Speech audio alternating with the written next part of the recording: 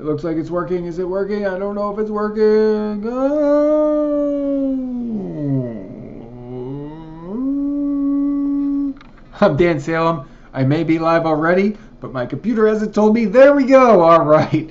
That was probably weird for you, but it's all right. I'm Dan Salem, live on BuzzChomp, here to talk the NFL. Give me 1 second so I can go live on Facebook. 3, 2, 1. Boom, boom, boom, boom. Oh, yeah. Oh, yeah. Good afternoon. Good evening. Happy Valentine's Day. This will be special. It's all NFL love here for me, Dan Salem, live on dual platforms around the world. Dan Salem live on Facebook, mentions at the Dan Salem, and on BuzzChomp on YouTube. I'm going to tweet this on my Twitter at the Dan Salem, and then I'm going to retweet it on BuzzChomp so all you fun peeps out there can join in this live NFL conversation. There we go. Tweeted it on my personal. And about to hit the retweet button because retweeting is fun, and you should all retweet this also. Hit retweet, hit retweet. Twitter seems to like to grab the image I used last week, but you will notice, joining me off the link, that there's a nice picture of Le'Veon Bell. The reason being, this is a free agency live stream discussion, and Le'Veon Bell, in my opinion, is one of the biggest free agents yet to sign. Now, no one signed. Ha ha ha. That's why it's fun to talk early. But it's the NFL offseason. Super Bowl's over. Season's over. Patriots won. They celebrated. We can all move on and say, okay, they're champs again. So what? Who cares? My team can win this coming year because of what they do here in free agency before the draft. League year starts March 9th. We've got a lot of players on the list, and I'm going to run through some of my top ones at each position, starting with none other than running back and Mr. Le'Veon Bell. Pardon me if I look over at my computer. If you're curious what I'm looking at, it is spottrack.com/NFL/free agents. They have an incredible list here of every single player at every position who is a free agent and how much money they will have been owed / paid last year, what their team was. And once they sign, it'll say what their team is. But if you'll notice, every single player is a TBD under the 2 category at SpotTrack. Yes, I love this website. It's great information. But on the running back page, now, Le'Veon Bell is not at the top because it's listed by monetary value. But in my personal opinion, he is the coveted running back on this list. Now, the Steelers would be crazy to let him go. But they also have D'Angelo Williams as a free agent. I don't think they bring them both back. If for whatever silly reason they value them equally, they know they can pay Williams less money, and that means Bell can venture to another team to probably win them a Super Bowl because, oh my God, if he doesn't put anybody over the top. Ben Roethlisberger would throw a fit if they didn't bring Le'Veon Bell back, but there are very few opportunities in an NFL player's career where you get to cash in on the big money. Now, he wants to stay in Pittsburgh, but Pittsburgh hasn't won championships by spending big money, except for at the quarterback. It is very hard to win an NFL title by spending big money across your team. You can spend it on quarterback because quarterback's most important, and you could potentially, look at a little alfalfa going, you could potentially spend it at another position. But the Steelers got Antonio Brown, big money coming up next year if they want to spend it, and they got both their backs free agents. I think Bell would accept less money to stay in Pittsburgh because he likes playing with Big Ben. He likes Pittsburgh. But he could also get a crap ton of money to go somewhere else in this league. I'm excited. Now, personally, my New York Jets, I'm happy with the running back situation. Forte and Bilal Powell locked up. It'd be nice to get a young blood in there to compete. There are a couple names on this list. Man, hell, you get D'Angelo Williams in there. Even like a James Starks, someone that really wants to prove themselves on a low money deal. James Starks is available. Darren McFadden's available. Rashad Jennings, Danny Woodhead, Chris Johnson, Reggie Bush, Garrett Blount, Justin Forsett, Eddie Lacy, Matt Agiata, Tim Hightower, the Jacquizz Rodgers. Oh my God, this name list goes on and on and on. There are a ton of running backs. We all know that some of these guys are going to sign minimum deals basically prove-it deals, probably with some escalators if they hit some statistical milestones. And they're going to make really their teams, new teams, happy. Now the Patriots are kings of doing this. They've got a, maybe they bring back, where did I lost them on my list? There it goes, LeBarrett Blount. Maybe they bring back Blount, but they already got a couple guys on their roster that have done pretty well, and it doesn't really seem to matter who plays running back for them. They always seem to do well because they have a great offensive line. So look for one of these guys to find their way to the Patriots. Man, if New England gets Bell or D'Angelo Williams, game over. If either one of those guys goes to Oakland, any of the playoff teams from this year, Green Bay really needs a running back. I don't see them bringing back either Starks or, well, I guess they had a young guy who did pretty well at the end of the season. I'm blanking on his name, but they're going to bring in one of these guys to push it. And dual back systems seem to work the best. New England's got 3 backs, so that when you try to game plan for them, they just use the one you didn't think they were going to use, and then that person shines. Look at the Super Bowl. So one back systems, a la the Cowboys last year, are kind of reserved for rookies, and they're the exception now. The Jets, my team, employed a 2-back system. Well, they had 2 backs that were great. They didn't employ a 2-back system, hence the team sucked. But we have 2 great backs that can be a 2-back system. Ideally, that's where we go this year with our new offensive coordinator from the Saints. 2-back systems, I like them. They really lessen the load on one player and his knees and his legs, and it really keeps the defense off balance. I can't wait to see if Le'Veon Bell actually returns to Pittsburgh, or if he gets offered a crap ton of money to play for another football team. Hell, I mean, who do the Seahawks have at running back? They think they like their guys, but everybody thinks they like their running back until one of the stars comes available, and then you don't like them quite as much as you thought you did. Not quite as much. This is never more true than now, because almost anybody can become a star running back that you didn't see it last year. They just need the proper blocking and fresh legs. So when a running back gets injured, he got to come back a little bit. Then, once he's finally got an off season of full preparation on his fresh legs, if he's on a new team, want to prove himself to earn new money, whoo! So some of those guys, like Reggie Bush, you think Reggie Bush is washed up and done. But Reggie Bush gets a full off season of work, healthy, on a new team that actually wants to utilize his skill set. He could really surprise people next year. But D'Angelo Williams and Le'Veon Bell are my 2 because they've both truly shined. I liked what I saw out of Rashad Jennings, limited. He didn't have consistency, but nothing on the Giants was consistent last season. I really think he could do great on a new team as well. We'll see who ends up where. There are a lot of players in free agency. In terms of the wide receiver position, Alshon Jeffrey is available, but he's owed a lot of money. Sean Jackson, Pierre Garçon, Victor Cruz, New York guy, hit the market. He's kind of old, but he's still got a little bit left on his legs. I think he could get another good season or 2 as a 3rd or 4th string receiver. Anquan Bolden's on there, Kenny Britt, Brandon LaFell, Michael Floyd, Ted Ginn Jr., Percy Harvin, Terrell Pryor. Terrell Pryor is a nice one. He doesn't come at a big price tag, but he did a lot of nice things in Cleveland last year. I don't know if they're going to keep him around because they probably don't want to pay him that much, but they can pay. If someone pays him mid-level money, look for him to slot in on the Steelers. It's not that far from Cleveland to Pittsburgh, and Pittsburgh, they need somebody to take the onus off of Antonio Brown on the team, because they don't want to be so reliant on Antonio Brown. You get Terrell Pryor in there, that'd be a nice fit. Who else? Apologize for looking at the side of my face here. Devin Hester. He's a return guy. Thankfully, my Jets have a bevy of wide receivers. They may release Brandon Marshall. They better not release Eric Decker.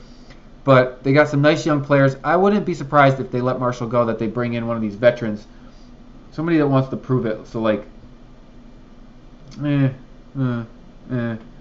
mean, Percy Harvin, just a veteran presence, could be a nice add. I mean, I really like Brandon Marshall. He's just got a hefty price. And unless our quarterback blows everything out of the water, or whoever that may be, the team's only going to... I could see 9-7, but that would be oh my God, they just did great things. but that's a bounce back. I mean, nobody expects a bounce back except for fans like I do. So, these receivers, they're going to find their way around. No huge names except for Alshon Jeffrey, but Vincent Jackson too got a big hefty price tag there from last year. They're going to really make a difference. Like, New England always slots guys in at receiver, and they make a huge difference.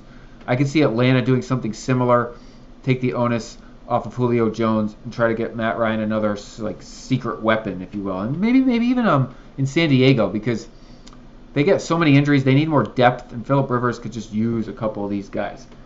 But okay, enough beating around the proverbial bush, because the quarterback position's where it's at. We all know about Tony Romo maybe getting traded because he's their backup in Dallas. We all know about Garoppolo in New England maybe getting traded because he's the backup. Garoppolo played 2 games. We really don't know what he can or can't do in an offense full time. He was protected by New England for 2 games. He got 2 games. We really don't know. Tony Romo, he hasn't played in an entire year. Yes, he was good, but he's coming off a major injury. He's near the end of his career. We really don't know what you're getting with him. So, buyer beware when you're trading for a couple of those guys. Now, on the free agent market, are the Washington Redskins really going to let Kirk Cousins go? He played on that franchise tag and proved it wrong. He played 2 years in a row, prove it, and he proved it. Now, they could franchise tag him again and owe him big money, but someone should sign him for a couple seasons. I mean, they'd be dumb to let him go, but if he hits free agency for whatever odd reason, I would love my New York Jets to snatch him up. He has proven leadership. He's semi-veteran, and he's got a nice solid head on his shoulders. He doesn't make an overly amount of mistakes, and it's not a flashy name, but I feel like he could easily handle the pressure of New York. He's been playing in D.C., and that's like a big media town too. But I mean, I'm not holding my breath. Now, if Ryan Fitzpatrick's available, the Jets are letting him go. He'll back up some team. Hell, he could find his way into a starting job rather easily after an injury befell somebody. He could back up on the Los Angeles Rams. He could back up in Denver. It's kind of amusing if you look. All of my teams, I'm a New York Jets fan. All of my team's ex-quarterbacks are now free agents. Fitzpatrick, Geno Smith, Mark Sanchez. All 3 of them should find backup jobs somewhere in the NFL. I could see Sanchez and Geno may have to settle for third-string positions just this year because they didn't really get to do anything last year. But all 3 of them should find themselves a roster place. Now, who excites me a little bit, Josh McCown. He could overachieve and prove to be a truly good starting quarterback. Matt Schaub, also. And then there's Matt Castle, Brian Hoyer, we don't know. E.J. Manuel, Blaine Gabbert, Most of these guys probably just going to be backups. But there's news floating around that maybe Schaub will get brought in to start, that the Jets might want. Is it McCown that's been running around there? Christian Ponder, Mike Lennon's been the name tossed around for the Jets. Some of these guys are pretty cheap. T.J. Yates, Matt Barkley, Landry Jones. Like you know the names. They haven't done a lot, so it's like a semi-fresh start for a semi-unknown commodity. I'd rather take one of these young/cheap guys than throw my money into a trade for a Romo and it's just a name, because I don't know what I'm getting out of Romo this year. I don't know what I'm getting out of Christian Ponder, Matt Barkley, or anybody. Josh Johnson either. Josh Johnson. But some of these guys have won. A lot of them played for bad teams. But like, Hoyer was a backup. Not Hoyer. Why am I going to Hoyer? Sanchez was a backup in Dallas. I mean, these guys, they've kicked around, and they've kicked around for a reason. Matt Castle got kicked to the curb. E.J. Manuel kicked to the curb. I mean, some of these guys are going to start. And you may not say you want them to start for your team, but honestly, unless you've got a superstar, which half the league doesn't, You don't want to be spending money on these guys. You get them the right weapons at running back and receiver, and these guys can come and look great. So save some money when available, when possible. The Redskins threw a lot of money at their quarterback right before the year because their main guy went down. Sam Bradford did okay, but I think a lot of the other players could have done okay. So what I'm saying is, slow your roll. Okay. That's some free agency talk there. Any other positions worth looking at? Oh, tight end. Let's see if there's any big tight ends. I think Martellus Bennett's the biggest name. Oh, Jordan Cameron's available. Jermaine Gresham, Jared Cook. Oh, I love Anthony Fasano too. And Vernon Davis near the end of his career now. There's some decent tight ends available. Bennett's probably the biggest name because he was on the Patriots. But I really like Anthony Fasano over the course of his career. The Jets need a tight end. If they brought in Fasano, that would be an excellent ad. Veteran. He's played in the AFC East a lot. I would love my team to bring him in. And if the Patriots don't bring back Bennett, they're going to grab Jordan Cameron or Anthony Fasano, one of these guys. Jacob Tammy's done decent things. One of these guys is going to make a huge difference. The Jets have no tight ends. Patriots, Rob Gronkowski is such a question mark because he's gotten hurt so many times. Whoever they bring in is going to do great. They're going to bring in a new tight end. I don't know if they'll keep Bennett. He kind of proved it, and he'll make some more money elsewhere. What about defense? Questions from my dual live audiences. Jermaine Johnson, Eric Berry is a safety available. Oh yeah, Jason Pierre-Paul's a free agent. DeMarcus Ware. A lot of big names. Julius Peppers. The NFL is such an interesting sport because all these guys are free agents. Half of them are going to find themselves on new teams, which means the entire league opens up. It's open, except the Patriots and the Cowboys and the Packers and the Falcons and the Raiders and the Steelers are still the favorites. But the league semi-opens up because many of those teams are one injury away from being 500 or slightly better, especially if that injury is to quarterback. Now, the Cowboys got a quarterback injury and vaulted themselves up the rankings. That's the exception to the rule, so don't think that's going to happen to your team. Patriots, perhaps with Garoppolo, could get better because he's younger, but Tom Brady is a legend, all-time amazingest, best ever potentially, so that's probably not going to happen either. Okay. I won't prolong this talk because we're going to have to be talking some free agency next week and maybe the week after because this is the NFL offseason. And while I'm going to touch on other sports here in a second, this is NFL, baby, and this is NFL. It's also Valentine's Day, and I need to mosey on and spend the rest of my evening with my love. And she's amazing enough to give me an opportunity to live stream for you here on our holiday. So thank you to there. Thank you. I want to touch on the Yankees because I'm excited. Joe Girardi entering the final year of his contract. They would be crazy not to bring him back. Yes, they've only won one World Series in his 10 years. 10 years. I can't believe he's been the manager for 10 years. But this is a young team.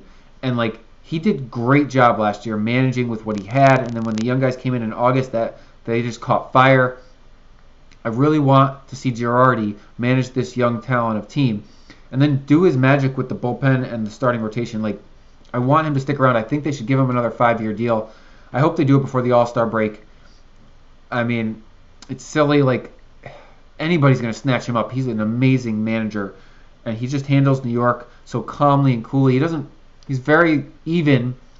But that's a good thing. I don't want all this bluster and nonsense out of my manager in the dugout. I like Joe Girardi. He won with the Yankees. And now he's managing the Yankees. This is a good situation. Bring him back. Sign his extension. Give him a long-term deal. Okay. Then there's news. Okay. Michael Pineda, tongue twister sort of. Will he finally break out? CC Sabathia, what has he got left in the tank? Masahiro Tanaka, what's he got left in the tank? Are the Red Sox truly going to be as great as we think they are based looking solely on paper? I say that the pitching will be very good. I'm not convinced the offense, minus David Ortiz, will be as amazing as everyone assumes. I think that the AL East will be a lot more competitive than people give it credit for, and I think the Yankees, Blue Jays, and Orioles will be in the thick of it. Boston may win the division, but they're not going to get away with it easy. No, it's not going to be an easy race by any means. Okay, basketball. Warriors are running away with the West. It's the Celtics and the Cavs in the East now, with the Wizards hot on their tail. So that's a little bit of a race. The Clippers fell on some hard times. I don't know if they're actually going to make a deal here before the trade deadline, All-Star break. My gut says no, but they probably should. They sort of win, they sort of lose. This is a... I don't know what to make of this team right now because they don't have Chris Paul. So they're kind of trying to find their way. So they're going to get into the playoffs, probably around the 5th, 6th seed. And it's going to be tough for them. But with the chip on their shoulder, Chris Paul coming back, the fire in his heart, like, he's not going to get many more years in LA. Doc Rivers ain't going to get much more time in LA. Blake Griffin ain't going to get much more time in LA. They can't do something here. So for all of them to get back together into the postseason, they're a true wild card. Now, because if they're going to be in the 5th or 6th spot, they could find themselves playing Golden State in round 2 if they get that far. And that's a tough, tough feat. But they got to beat Golden State at some point if they want to get out of the West. Better to do it in round 2 and then have a surprise matchup in the Western Conference Finals, in my opinion. Now, Golden State Cavaliers is the safe play. But Isaiah Thomas and the Celtics are a true sleeper. Don't count them out in the East. And don't count out OKC. Don't count out San Antonio in the West. Houston. There's a lot of teams that could really make a solid run. Now, Golden State has shown to be hands down better on a night-to-night basis. But it is truly anyone's game. I really think that it's not quite as cut and dry anymore as we like to believe. I can't hand them the title. I just can't do it. I'd also finally like to throw out a congratulations to the UConn women's college basketball team for winning their 100th straight game. That is right. They won 100 games in a row. This is over multiple seasons, including multiple championships. They've won 4 in a row. And they're obviously the favorites to win it again. Unbelievable. Unbelievable. Okay. You guys have been great. I will be back next Tuesday at 5 p.m. Pacific, 8 Eastern, talking the NFL and sports. This is my live stream. I'm Dan Salem, at the Dan Salem on Twitter, at the Dan Salem on Facebook, Facebook Live, BuzzChomp over on YouTube. Follow me. I post lots of great stuff on my Facebook fan page. That's the easiest place to get over to BuzzChomp, over to Pillow Talk TV, and watch me live every Tuesday evening talking sports, the NFL, 5 p.m. Pacific, on YouTube, on Facebook. Enjoy the rest of your Valentine's Day. Happy holiday. And thank you and good night. Finish. Peace. Bye, bye, bye, bye, bye.